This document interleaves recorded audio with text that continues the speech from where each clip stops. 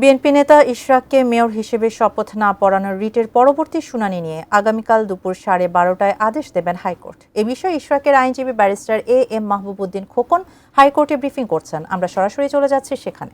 ভিতর গেজেট প্রকাশের জন্য নির্বাচন কমিশন আদালতের নির্দেশ অনুযায়ী এবং আইন অনুযায়ী এবং 27শে এপ্রিল গেজেট বিজ্ঞপ্তি প্রকাশ করেছেন।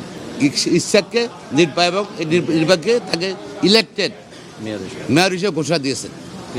এখন যেটি হলো নেক্সট যে লাস্ট স্টেজ 7-2 আইনের 7-2 অনুযায়ী সরকার 30 দিনের মধ্যে গেজেট প্রকাশ 30 দিনের মধ্যে শপথ ব্যবস্থা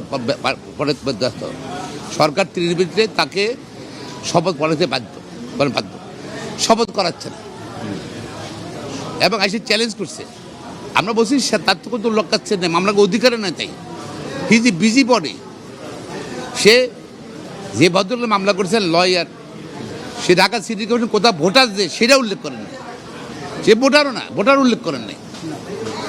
তার কোনো অধিকার নাই। আইনে বলা আছে, তাইলে তো সারা বাংলাদেশ সব ইলেকশন গুণা চেয়ারম্যান বলেন, মেয়র বলেন, পার্লার বলেন, যে কোনো লোক এটা রিড করতে পারবে রেজাল্টের বিরুদ্ধে।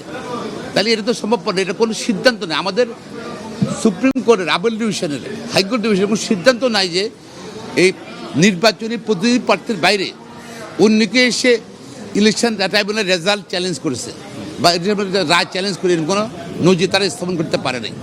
এবং এটা অসৎ উদ্দেশ্যে করা হয়েছে, শুধু নির্বাচিত প্রতিনিধিকে যেন নির্বাচক শপথ না করায় সেই জন্য করা হয়েছে এটা। এবং এটা ধরেন এটা আমাদের কনস্টিটিউশনে যেটা বলা আছে যে নির্বাচিত প্রতিনিধি থাকবে এবং যেটা রুল অফ ল, যদি আইনের সাথে বিশ্বাস করি অবশ্যই তাকে মেয়র হিসাবে শপথ গ্রহণ করতে হবে। আর সরকার এখন তা করছে না সরকারের একটা গোষ্ঠীর কারণে।